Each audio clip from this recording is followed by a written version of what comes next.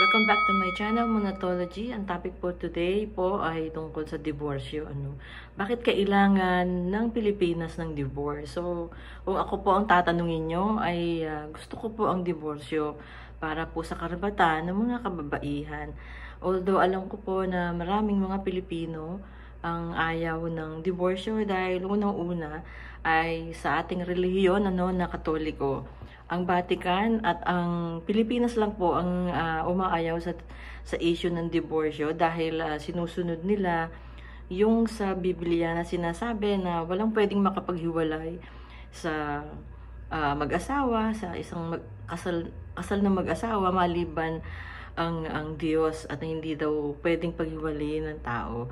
Pero sa totoo lang, ang Biblia ay napaka-komplikadong pag-usapan, dahil kung tutuusin po, meron ding minamention sa Biblia na inaayunan nito ang pagkakaroon ng slave, yung mga alipin noong araw.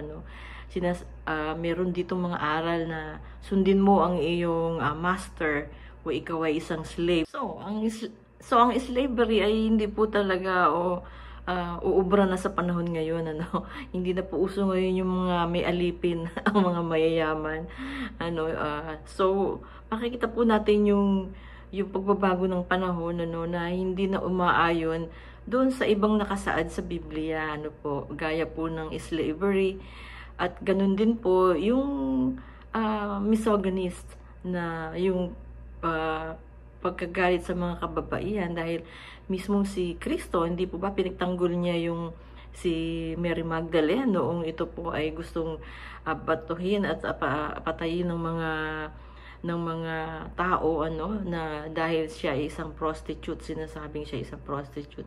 So sinasabi ni Jesus na kung sino man sa inyo ang walang kasalanan, ay unang bumatuhin daw si Mary Magdalene. So hindi nakakaibo silang lahat, dahil alam natin lahat na lahat naman ng tao ay makasalanan. So, yun po yung unang gusto kong idepensa, yung sinasabi na iba na dapat sundin lahat ang mga nasa Bible. So, makikita natin na meron talagang mga bagay na hindi na natin pwedeng sundin sa Biblia, At isa pa po, yung sinasabi na sa Biblia na ang mga gay daw ay dapat patayin dahil hindi sila ayon sa kagustuhan ng Diyos. So sa panahon ngayon, ito po ay hindi umaayon sa human rights, Hindi na rin napapanahon. So kumbaga, pag isipan po natin ito po ba ay napapanahon? Ito po ba ay nararapat? Hindi po ba ito ay naiwanan ng panahon, So ang Biblia po ay napaka-komplikadong pag-usapan. So, yung sa issue ng diborsyo na sinasabi na hindi pwedeng paghiwalay ng sinumang tao ang pinagsama ng Diyos. Paano naman kung ang babae po ay inaabuso, ginagawang human punching bag ng asawa? Si babae po ba ay walang karapatan na humiwalay at humiwalay ng legally, So, kung pag-usapan po yung legal aspect, sinasabi po na, pwede namang maghiwalay nang hindi kailangan mag-divorce. So, ang tanong po doon, paano naman kung meron silang mga assets? Paano kung ang babae ay may contribution din sa ekonomiya nilang mag-asawa? Yung kunyari, mas may pera yung babae, or sabihin na natin pareho meron silang assets, yung pareho sila nag-contribute sa assets nilang mag-asawa. Tapos kinanya ng lalaki or ng babae. So, kailangan po yan ng tamang legal procedure, paano paghahatiin, paano yung, halimbawa yung mga anak, paano nila, kung sino ang magkakaroon ng custody, yung babae o yung lalaki. So, in a way, dahil ang karamihan po, ang lalaki lagi ang kumikita, so yung patriarchal culture natin, lagi pong ang makapangyarihan ay lalaki. So, laging ang babae ang nasa underdog. So, kaya po ang diborsyo ay napaka-importante dahil isa rin ito sa proteksyon ng mga kababaihan, laban sa mga abusong dinaranas po ng mga kababaihan sa kanilang mga asawa. So, doon naman sa Facebook, sa social media, sa lahat ng mga nakikita ko, nababasa ko, talagang ang papangit nung nababasa ko na merong mga komento po, yung mga netizen na sinasabi nila, oh, kung yung mga gusto lang ng diborsyo, yung mga gustong maglandi, gusto mong lalaki, na mga may asawang babae na gustong maglandi raw at mga mga ganyang salita. So pardon my words, ano. Pero yung po nababasa ko, no, very harsh yung kanilang mga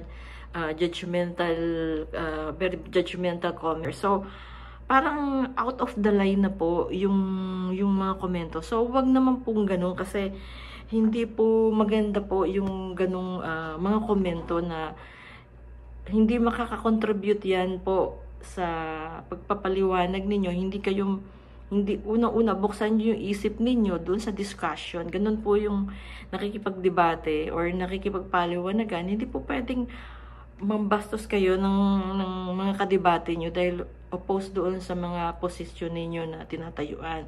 Kailangan po magbigay kayo ng magandang dahilan bakit ayaw nyo sa diborsyo. Dahil hindi po talaga magkakaroon ng magandang kapaliwanagan. Ano? Actually, may nabasa po ako na yung palang history nitong divorce, sinasabi na noong pang 1917 ay meron na pong diborsyo. So, ang isa pa po kasing issue dyan ay yung sinasabi nila na ang annulment, okay lang daw naman at may annulment. So, totoo lang, ang nakaka-avail lang naman po ng annulment ay yung mga may pera. Yun ang nakakalungkot dyan. Dahil sa Pilipinas naman, hindi naman po lahat ng tao dyan ay mayaman na may 250,000 o 300,000 na halaga. And, yung iba naman, kagaya ng ibang mga Pilipina na nakakilala ko dito sa US, na maraming problema sa asawa nila sa Pilipinas, naghiwalay sila, tapos gusto na nilang mag-asawa or gusto na silang pakasalan ng panibago nilang boyfriend dito sa US, and they are willing to marry the guy, which I would say na magbibigay sa kanila ng green card or American citizenship. Pero kailangan nila talaga ng divorce. So, ang mahal ng ginagastos nila sa legal separation. So, samantala po, yung divorce, for your information po dito sa US, yung divorce po dito is only $500. And, tumatagal lang daw ng 3 weeks minsan.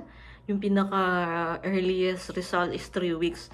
And yung iba naman months siguro, pero ibig ko sabihin, kung talagang ang divorce po ay ipapasa ng gobyerno, pamihadong merong paraan ng gobyerno dyan para hindi naman maging ganong kamahal yung legal procedure ng diborsyo. Kung gumagastos siguro ang annulment ng 250 to 300,000 sa legal separation or annulment, for sure, ang divorce po ay hindi magiging ganong kamahal dahil nga hindi required ang napakadaming legal papers or documents. Kasi nga, yung annulment and legal separation ay talagang taon bago matapos, bago yung due process nito is napakahaba. Kaya po ang laki ng ginagastos ng mga gustong magkaroon ng legal separation dahil sa pagbabayad po sa lawyer. Whereas kung divorce, I'm pretty sure magkakaroon din niya ang gobyerno ng parang family court kung saan doon isi-settle ang diborsyo at hindi ganun kamahal dahil nga ito ay under ng pamamahala ng gobyerno. So, yun po ang aking masasabi. So, ang payo ko lang po, kung makikipag-debate po kayo tungkol sa divorce o kung kayo anti-divorce, ay magkaroon po kayo ng respeto ng kuonti para sa mga kababaihan at huwag pong pagbintangan ng kung ano-anong masasakit na salita o haka-haka ang mga babae na pro-divorce kasi karapatan po yan ng bawat isa na magkaroon at pumili na maging maganda ang kanilang buhay. Huwag po natin pigilan yung mga tao na gustong magkaroon ng panibagong buhay na mas maayos kesa sa dati. Sino ba naman tayo para husgahan yung mga tao ng masasama, So, yun po ang masasabi ko. And, sa tingin ko, hindi rin gusto ng Diyos yung pamilya na napipilitang magsama sa kabila ng ang mga anak ay naapektuhan dahil sa mga pag-aaway ng mag-asawa, yung mga walang katapusang pag-aaway. Kung halimbawa yung asawa mo, yung lalaki ay alcoholic or nagda-drugs,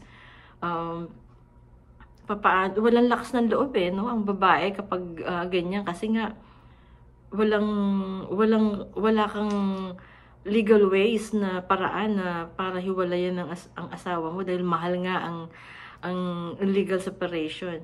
So yung iba naman nagsasabi na, oh, pwede naman na bakit hindi na lang family court na i-fix yung samahan ng mag-asawa. Gusto ko lang sabihin sa inyo na may mga tao na hindi na kaya ng mga ng psychiatrist or ano pang mga psychologist o ano pang mga advice dahil they are really born abusive. May mga lalaki talaga na kahit hindi alcoholic, kahit hindi nagda-drugs, they are really abusive. That is in their nature. And kung gusto nyo pa, i-google ninyo kung ilan yung mga kababaihan na nagtitiis sa asawa na eventually ay mga pinatay ng kanilang asawa dahil sa sobrang pag-aabuso. And ayaw po natin ganyan mangyari sa mga kababaihan. And it's not also fair doon sa mga anak na gustong mamuhay ng maayos, na kailangan magkaroon ng magandang upbringing. So bigyan po natin sila ng pagkakataon na yung maayos. Alam nyo naman yung mga kababaihan, kahit mga single mothers yan, may kakayanan sila na palaki ng mga anak nila ng walang asawa na abusive, and they are capable to bring them up, yung mga anak nila na maayos, hanggat ang babae ay kayang magtrabaho at maghanap buhay ng sarili. So yun po masasabi ko, let's respect others, and wag po tayong padala masyado sa emotion pag nakikipagdebate. Gamitin po natin yung ating critical thinking and buksan ang ating isipan. Yun lang po. Maraming salamat, and please don't forget to like, subscribe, and hit notification bell para lagi po kayong updated sa Monatology. Maraming salamat.